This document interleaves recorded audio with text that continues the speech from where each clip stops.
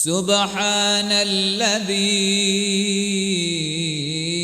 أسرى بعبده ليلا من المسجد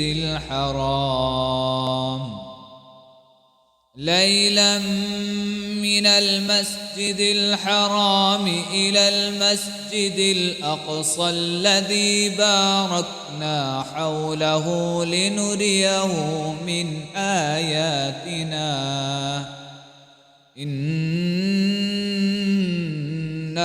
هو السميع البصير.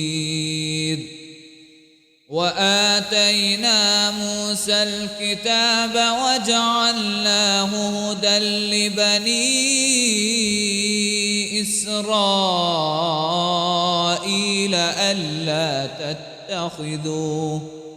ألا تتخذوا من دوني وكيلا ذرية من حملنا مع نوح إنه كان عبدا شكورا.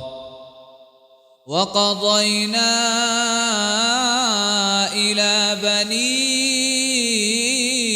إسرائيل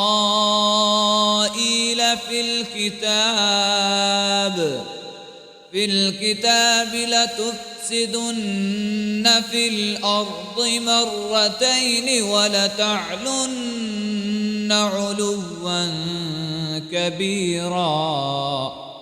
فإذا جاء وعد أولاهما بعثنا عليكم عبادا لنا